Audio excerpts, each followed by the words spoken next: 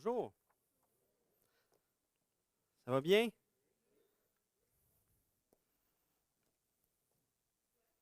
Oui, ça va bien. Merci. Aujourd'hui, je vais vous parler d'un sujet qui a une fin joyeuse. Là, ça l'a volé le punch, mais je vous le dis quand même. L'histoire a une fin joyeuse. Mais lorsqu'on vit ce que ces gens-là ont vécu, lorsqu'on le vit, c'est pas vraiment joyeux. Parce que c'est le passage de la résurrection de Lazare qu'on va voir ensemble.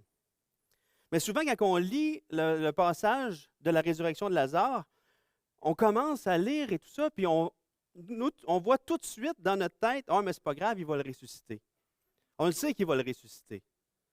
Mais on oublie tout l'aspect de, lorsqu'ils le vivent, tout ça, eux ne savent pas que Lazare va ressusciter.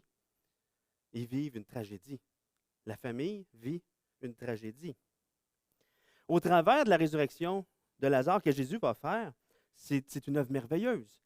C'est une belle révélation de sa personne, de la personne de Jésus dans le fait qu'il est la résurrection et la vie.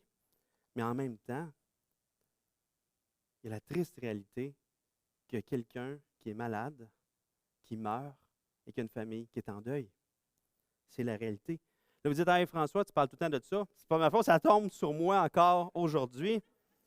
On est dans Jean 11, versets 1 à 45. On parle de ce passage-là. Mais je veux juste vous amener à réaliser que lorsqu'on le lit, c'est comme si on enlevait toute la souffrance parce qu'on sait que Lazare va ressusciter. C'est un sujet que je vais apporter aujourd'hui. C'est un sujet que personne ne veut entendre parler. Puis c'est un sujet que personne ne veut surtout pas vivre. Parce qu'il nous parle de la maladie, de la mort et du deuil. Malheureusement, c'est une réalité. C'est une réalité que nous allons tous vivre un jour ou l'autre. Nous allons vivre la maladie, la mort et le deuil. Soit que la maladie va nous toucher personnellement, ou toucher un membre de notre famille ou de nos amis, soit que la mort va nous toucher personnellement, ou va toucher un membre de notre famille ou de nos amis. Mais c'est une réalité qui va toucher toutes les familles du monde et qui va toucher toutes les familles de la terre, qui va toucher aussi toutes les familles du monde. C'est bon qu'on en parle, c'est bon qu'on se prépare à ça aussi.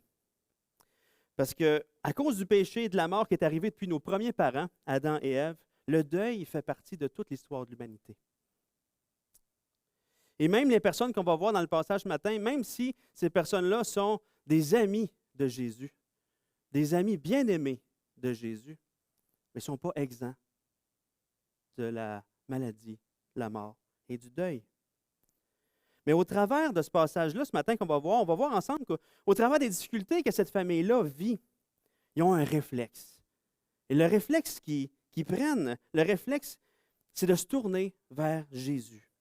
Et ce matin, pour nous amener à développer ce même réflexe aujourd'hui, j'aimerais qu'on se souvienne de cette phrase-là aujourd'hui. J'aimerais que lorsque vous allez quitter aujourd'hui, que vous vous souvenez de cette phrase-là, que devant la maladie, la mort et le deuil, j'espère en Jésus. Devant la maladie, la mort et le deuil, j'espère en Jésus. Donc, on va voir ça au travers de Jean 11, versets 1 à 45. Mais là, vu que c'est un long passage, je vais tout le lire, mais je ne vais pas l'afficher. Pour ceux qui ont votre Bible, vous pouvez le lire, Jean 11, versets 1 à 45, avec moi. Pour ceux qui ne l'ont pas, faites juste vous faire raconter l'histoire, parce que je voulais qu'on ait la vue d'ensemble de toute l'histoire aujourd'hui. Mais en le lisant, oubliez pour l'instant, vivez le moment présent de ce qu'ils vivent, oubliez que Jésus va ressusciter Lazare. C'est comme si on ne savait pas. Mettons-nous dans la peau de la famille. C'est bon? OK. Jean 11, versets 1 à 45. Finalement, Olivier, je t'en prendrai une bouteille, merci. Il dit tantôt, « Hey, veux-tu de l'eau? » Non, je suis correct, moi. OK. Il y avait un homme malade, Lazare, de Béthanie, village de Marie et de Marthe, sa sœur. C'était cette Marie qui oignit de parfum le Seigneur et qui lui essuya les pieds avec ses cheveux. Et c'était son frère, Lazare, qui était malade. Les sœurs envoyèrent dire à Jésus, « Seigneur, voici celui que tu aimes est malade. » Merci, Olivier. Après avoir entendu cela, Jésus dit, « Cette maladie n'est point à la mort, mais elle est pour la gloire de Dieu, afin que le Fils de Dieu soit glorifié par elle. » Or, Jésus aimait Marthe et sa sœur et Lazare. Lors donc qu'il eut appris que Lazare était malade, il resta 2 jours encore dans le lieu où il était.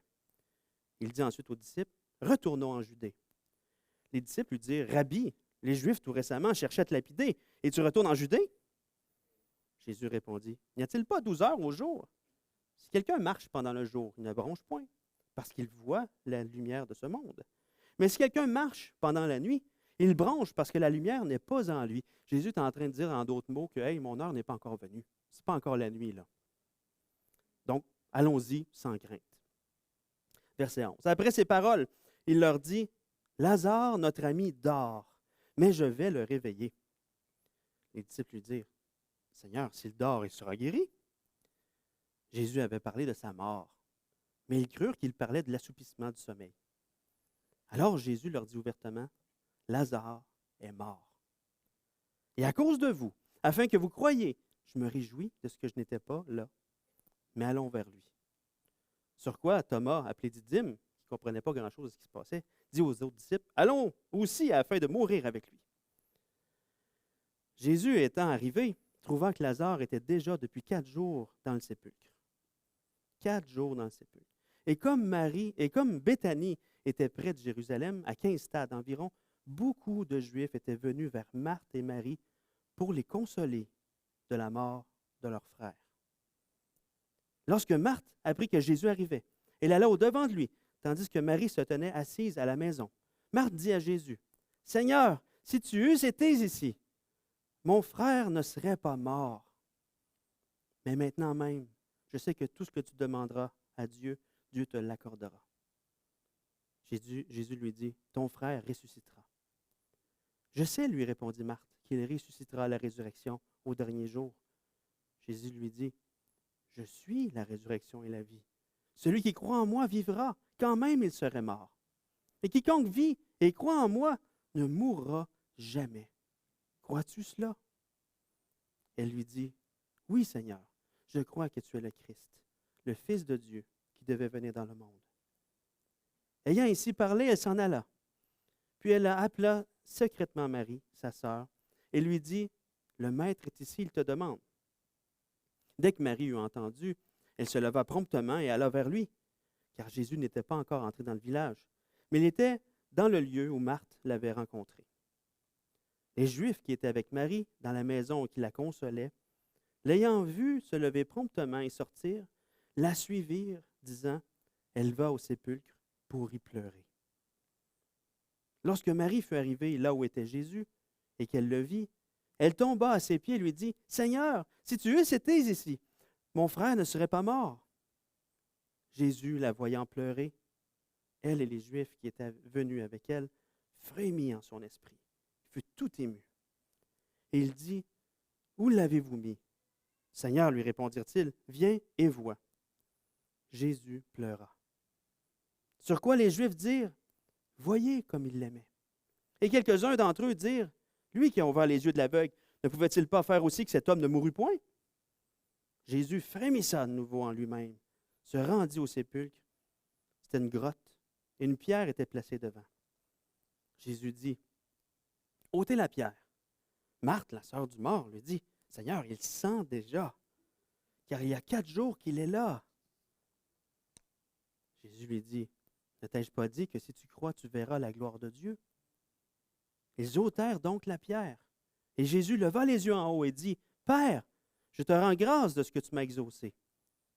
Pour moi, je savais que tu m'exauces toujours, mais j'ai parlé à cause de la foule qui m'entoure, afin qu'ils croient que c'est toi qui m'as envoyé. » Ayant dit cela, il criait d'une voix forte, « Lazare, sors! » Et le mort sortit, les pieds et les mains liés de bandes, et le visage enveloppé d'un linge.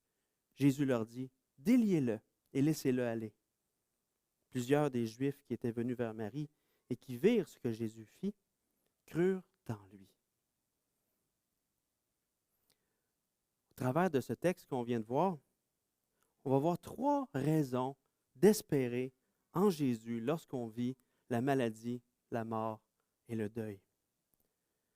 Mais avant, qu'est-ce que ça veut dire espérer en Jésus? Espérer en Jésus. Le mot espérance, dans sa définition la plus simple dans le dictionnaire biblique, le mot espérance, espérer, c'est une attente confiante. Une attente confiante. Donc, j'attends avec confiance le secours de Jésus. Malgré que la maladie, la mort et le deuil est un domaine rempli d'inconnus. Rempli d'inconnus parce qu'on ne sait pas, lorsque la personne est malade, on ne sait pas si elle va vivre ou si elle va mourir. Et si la personne s'en va vers la mort, combien de temps va durer la maladie? Par quel traitement elle va passer? Par quelle souffrance elle va passer? Tu sais, c'est rempli d'inconnus, c'est rempli de peur, de crainte. Et même pour la personne qui s'en va vers la mort, même si on est chrétien, hein, le passage de cette vie-ci à l'autre vie, hein, de cette vie-ci à l'éternité, comment ça se passe? Ça peut être un stress. C'est-tu Jésus qui va venir me chercher? Y a-t-il 2 anges qui vont arriver? Qu'est-ce qui va se passer? Comment je vais-tu me sentir partir? C'est la première fois qu'on meurt. On ne le sait pas. Donc, il y a un stress qui est lié à ça. Donc, dans ce domaine rempli de chamboulements, je peux développer le réflexe d'espérer en Jésus. Je peux espérer en Jésus. De m'attendre avec confiance en Jésus. Mais on va voir 3 raisons pour lesquelles on peut espérer en Jésus. La première raison, c'est que devant la maladie, le deuil et la mort, j'espère en Jésus parce qu'il est mon secours et il m'aime. Il est mon secours et il m'aime. Dès le début du récit, on voit que Lazare est malade. Lazare est là, il est malade. Avant que Lazare ne meure de sa maladie, Marthe et Marie ont le réflexe d'envoyer un messager pour dire à Jésus, Lazare est malade. Elles savent que Jésus est la solution à la maladie de Lazare. Jésus est la solution à leur difficulté aujourd'hui. C'est clair qu'elles croient ça, parce que les deux sœurs, une après l'autre, vont dire au verset 21, au verset 32, Seigneur, si tu eusses été, c'est un drôle, si tu avais été ici, finalement, mon frère ne serait pas mort. Les deux ont dit ça. Mais ce n'est pas un reproche qu'elles font à Jésus, parce que même si Jésus a attendu 2 jours avant de partir à Béthanie pour voir Marie, Marthe, Lazare, pour aller guérir finalement Lazare, même si Jésus a attendu 2 jours, Jésus se trouvait à 1 journée de marche de Béthanie. Donc le messager qui est parti de Béthanie pour aller voir Jésus, lui aussi, ça lui a pris 1 journée de marche. Donc au total, si on calcule la journée de marche du messager, les 2 jours que Jésus a attendu, puis la journée de marche de Jésus, ça fait 4 jours. Et quand Jésus est arrivé voir Lazare, ça faisait 4 jours qu'il était mort dans le sépulcre. Ça faisait déjà 4 jours qu'il était dans le sépulcre. Donc, lorsque le messager est parti, Lazare est mort dans la même journée. Donc, Marie et Marthe n'ont pas pu reprocher à Jésus de ne pas être venus. Ce n'était pas un reproche. Mais elles savaient que Jésus était la solution, que Jésus était le secours. C'était le seul qui aurait pu guérir Lazare. Mais en le voyant arriver, dans leur tristesse, leur peine les pousse à reconnaître que Jésus aurait été leur secours. Mais dans leur deuil, ce qui est intéressant, ils sont en deuil depuis 4 jours. Leur frère est mort. Ils pleurent. Il y a plein de monde qui sont là, qui pleurent avec eux, qui veulent les consoler. Jésus est là avec eux, dans leur deuil. Jésus est là. Jésus est présent avec eux. Il est là quand même. Il est leur secours quand même là, à ce moment-là. Sa présence rassurante est là. Elles ne savent pas encore ce que Jésus va faire. Elles ne savent pas encore que Jésus va ressusciter Lazare. Mais Jésus est quand même là avec elles. Devant la maladie, la mort et le deuil, j'espère en Jésus parce qu'il est mon secours. Il peut faire quelque chose. Il a toute la puissance pour faire quelque chose. Et même s'il décide de ne pas agir, de ne pas agir tout de suite, il est quand même là avec moi. Il est mon secours. Mais ce n'est pas juste pour ça qu'on peut espérer en Jésus. Il est mon secours et il m'aime. Je sais qu'il m'aime. Marthe et Marie espèrent en Jésus parce elles savent que Jésus les aime.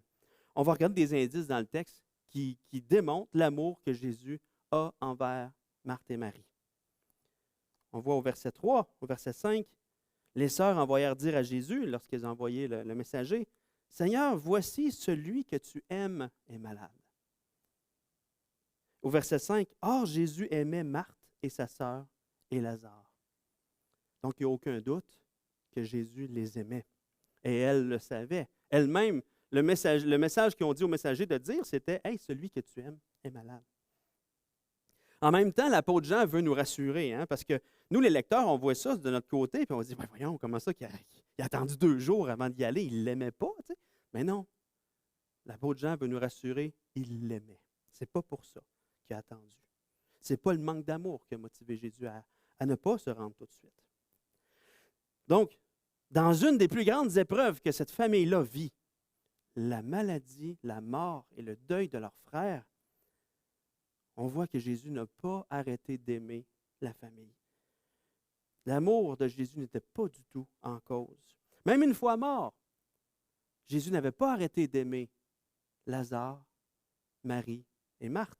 Parce que devant le tombeau, à la vue de Marie qui pleure avec toutes les autres, Jésus frémit dans son esprit. Oui, Jésus est en colère par rapport à la mort. Le mot qui est là, c'est vraiment une colère, une indignation. Le fait que Jésus est en colère devant... Hey, Jésus, quand il nous a créés, c'était pour vivre. C'était pour la vie. Et là, le péché est venu tout scraper son œuvre. Et là, Jésus arrive devant ce triste événement-là, qui est la mort. Puis en plus, sa sœur dit, Marthe a dit, mais là, hey, ouvre pas, il sent déjà. La mort, c'est quelque chose de terrible. C'est la laideur de la décomposition et tout ça. Jésus devant ça, puis ben voyons donc. Mais Jésus aime. Et lorsque c'est écrit que Jésus pleura, au verset 35, on voit les Juifs disent, voyez comment il l'aimait. Mais Jésus, lorsqu'il pleure, c'est différent. Le mot est différent que le mot qui est utilisé lorsque Marie et les Juifs qui sont avec elle pleurent.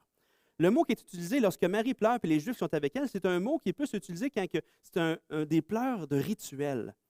Hein, à l'époque, et dans certains pays, ça existe encore, lorsqu'il y a un deuil, lorsque des gens perdent quelqu'un, ils engagent des pleureuses et tout ça, et ça pleure bruyamment. Donc, c'était des pleurs bruyantes. Des pleurs bruyantes. Un pleur. En tout cas, vous comprenez? Ça criait. Mais Jésus, lorsqu'il pleure, lui, le mot qui est utilisé, c'est que Jésus a pleuré silencieusement. Il a sangloté, il a pleuré silencieusement. Ce n'était pas du tout relié à un rituel de deuil. C'était des larmes de tristesse. Pour 2 raisons, selon les commentateurs. Parce que justement, il aimait Marthe, Marie et Lazare. Et aussi, il pleurait devant la réalité de la mort qui a tout scrappé sa création. Le péché qui a tout scrappé sa création. Mais les Juifs qui l'ont vu ont dit, voyez comment il l'aimait. Il les aimait réellement. Devant la maladie, la mort et le deuil, on peut espérer en Jésus parce qu'il nous aime. Et nous, lorsqu'on vit une tragédie dans notre vie, lorsqu'on vit la maladie, la mort et le deuil, des fois, lorsqu'on prie et on dit, voyons Seigneur, tu ne réponds pas, qu'est-ce qui se passe? Des fois, on peut croire ce mensonge-là que Jésus ne nous aime pas, ne nous aime plus. Mais on voit dans Romains 8, 38, 39, car j'ai l'assurance que ni la mort, ni la vie, ni les anges, ni les dominations, ni les choses présentes, ni les choses à venir, ni les puissances, ni la hauteur, ni la profondeur, ni aucune autre créature ne pourra nous séparer de l'amour de Dieu manifesté en Jésus-Christ, notre Seigneur. Devant la maladie, la mort et le deuil, j'espère en Jésus parce qu'il est mon secours et parce qu'il m'aime. Devant la maladie, la mort et le deuil, j'espère en Jésus parce que je sais qu'il est en train de travailler. Je sais qu'il est en train de travailler, même si on ne le voit pas. Même si on ne le voit pas. Parfois, lorsqu'on vit une épreuve, on prie, puis que Dieu semble rester silencieux, on peut penser que Jésus nous a oubliés, que Jésus, il ne fait rien, qu'il est complètement détaché de l'épreuve qu'on est en train de vivre. Jésus, qu'est-ce que tu fais? Tu ne fais rien, voyons donc. Et même là, Jésus a attendu 2 jours avant de partir. On pourrait dire, voyons Jésus, qu'est-ce que tu fais là? Tu ne fais rien. Mais dans notre passage, est-ce que Jésus, pendant cette épreuve-là, est en train de rien faire? Non. Jésus est en train de travailler. Puis il travaille activement. Si on regarde les versets 14 et 15, je me suis trompé de piton. Ça marche. Qu'est-ce que Jésus est en train de faire? Là, Jésus parle à ses disciples. Alors Jésus leur dit ouvertement, Lazare est mort. Et à cause de vous, afin que vous croyiez, je me réjouis de ce que je n'étais pas là, mais allons vers lui. Afin que vous croyiez. Jésus est en train de travailler. La famille vit une tragédie, mais Jésus n'est pas en train de rien faire. Son but, c'est que ses disciples croient en qui il est. Son but, d'amener ses disciples à croire réellement qu'il est celui que le Père a envoyé, qu'il est le Messie, finalement. C'est un autre coup de marteau sur ce clou-là, de cette vérité-là, que Jésus est le Sauveur, celui que le Père a envoyé. Il va le démontrer en ressuscitant Lazare. Est-ce qu'il travaille dans d'autres cœurs? Oui, il travaille aussi dans le cœur de Marthe. Regardons les versets 25 à 27. Jésus lui dit, « Je suis la résurrection et la vie. » C'est juste après qu'il ait dit, « Ton frère vivra. » Il dit, « Oui, je sais qu'il va vivre. Je sais qu'il va ressusciter à la fin, lors de la résurrection. » Mais Jésus dit, « Je suis la résurrection et la vie. Celui qui croit en moi vivra, même s'il meurt. Quiconque vit et croit en moi ne mourra jamais. Crois-tu cela? » Et elle, je ne pense pas qu'elle ait tout compris, mais elle, ce qu'elle croit, elle dit, « Oui, Seigneur, je crois que tu es le Christ, le Fils de Dieu qui devait venir dans le monde. » Elle vient de catcher quelque chose de super grand sur la personne de Jésus. Elle ne comprend pas tout. Mais dans sa tristesse d'avoir perdu son frère, cette vérité-là, que Jésus est le Messie, le Fils de Dieu qui devait venir dans le monde, puis elle est dans sa présence, ça devait être tellement rassurant. Ici, je vais faire une petite parenthèse. Lorsqu'on perd un être cher, il y a un vide qui se crée. La personne vivait avec nous, il y a des choses qu'on vivait avec elle, il y a vraiment un vide qui se crée. Lorsque je fais une cérémonie funéraire, puis que une famille non croyante, me donne la liberté, ça arrive presque à chaque fois, la liberté de parler de Dieu, parce que je veux toujours les respecter, bien, je leur apporte cette vérité-là, que Jésus est le Messie, qui les aime, qui veut prendre soin de leur cœur. Jésus est celui qui comble le vide, qui nous accompagne dans notre deuil. Jésus, par sa présence, une présence réelle parce que c'est une personne, vient travailler dans notre vie, nous accompagner dans notre deuil, prendre soin de notre cœur. Et même si on est déjà croyant, lorsqu'on perd un être cher, il y a quand même ce vide-là qui se crée. Et n'essayons pas de le combler par autre chose que par Jésus. Glissons pas vers l'alcool, glissons pas vers le travail à full pin, ou peu importe, pour essayer de combler ce vide-là. Laissons Jésus prendre soin de notre cœur. Jésus prend réellement soin de notre cœur. Physiquement, il est là avec nous, oui, physiquement, en esprit, il est là avec nous, hein? Jésus est là avec nous, mais il prend soin, on sent sa présence.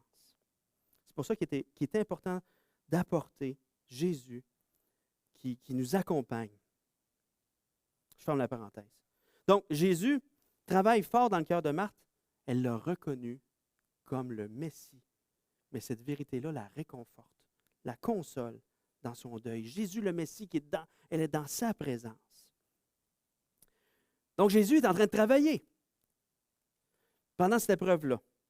Est-ce que Jésus travaille dans d'autres cœurs? Oui, versets 42, 45 à 45. lorsque Jésus va ressusciter Lazare, il dit, pour moi, je sais que tu m'exauces toujours. Mais j'ai parlé à cause de la foule qui m'entoure. Hein? Jésus parle, les gens l'entourent, les gens entendent ce qu'il dit, afin qu'ils croient que c'est toi qui m'as envoyé. Ayant dit cela, il cria d'une voix forte, Lazare, sors! Le mort sortit. Hein? Ça a dû être tout un événement. Hein? Le mort sortit, les pieds et les mains liés de bandes, le visage enveloppé d'un linge. Jésus leur dit, déliez-le et laissez-le aller. Et le résultat, plusieurs des Juifs qui étaient venus vers Marie, qui virent ce que Jésus fit, crurent en lui. Ils ont cru en lui. On dirait que Jésus ne travaillait pas, mais non, il est en train de travailler. Des fois, il ne travaille pas comme on voudrait qu'il travaille, mais on le sait après, par exemple. Des fois, on peut le savoir après. Non seulement il ressuscite Lazare à ce moment-là, mais le plus important, il s'est révélé aux autres. Ils ont cru.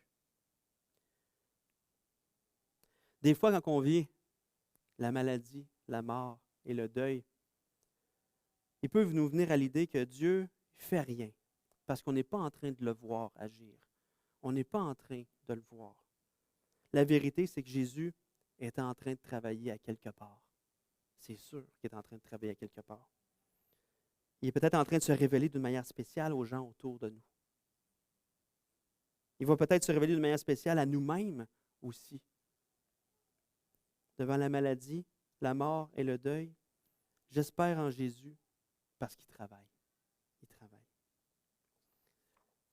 Maintenant, devant la maladie, la mort et le deuil, j'espère en Jésus parce que Jésus a vaincu la mort. Jésus, dans ce passage-là, il se révèle de manière extrêmement importante pour nous. C'est l'apogée de notre espérance. Jésus veut nous amener à croire une grande vérité sur lui. Et cette grande vérité, c'est « Je suis la résurrection et la vie. Celui qui croit en moi vivra, quand même il sera mort. Et quiconque vit et croit en moi ne mourra jamais. » Crois-tu cela? Jésus ne fait pas juste le mentionner. Il le démontre en ressuscitant Lazare. Mais Jésus, en ressuscitant Lazare, oui, il démontre qu'il est la résurrection, qu'il a le pouvoir de ressusciter. Mais Jésus ne s'arrête pas là. Quand lui-même va mourir sur la croix, il va ressusciter. Il démontre qu'il est la résurrection et la vie. Ça ne s'arrête pas là. À la fin, lors de son retour, tout croyant va ressusciter avec un corps glorifié. Tout croyant va ressusciter. Ça va être la démonstration finale que Jésus a réellement vaincu la mort. Et on peut le croire parce que Jésus est ressuscité. Et on peut le croire parce que Jésus a ressuscité Lazare. Il y a cette puissance-là. Mais c'est quoi que ça veut dire, ces versets-là? Je suis la résurrection et la vie, celui qui croit en moi. Au début du verset 25, Jésus dit deux choses sur lui. La première, il dit qu'il est la résurrection. Jésus est la résurrection. Et la deuxième, il est la vie. Et là, après ça, Jésus dit deux choses. Une partie à la fin du verset 25 et l'autre partie à la fin du verset 26. La fin du verset 25 explique ce qu'implique le fait que Jésus est la vie. Et la fin du verset 26 explique ce qu'implique le fait que Jésus... Non, excusez, je me suis trompé. La fin du verset 25 explique ce qu'implique le fait que Jésus est la résurrection. Et la fin du verset 26 explique ce qu'implique le fait que Jésus est la vie. Vous voyez? Vous comprenez, même si je me sens enfargé? C'est bon. Je vais essayer de ne pas me renfarger. Donc, voyons ce qu'implique le fait que Jésus est la résurrection.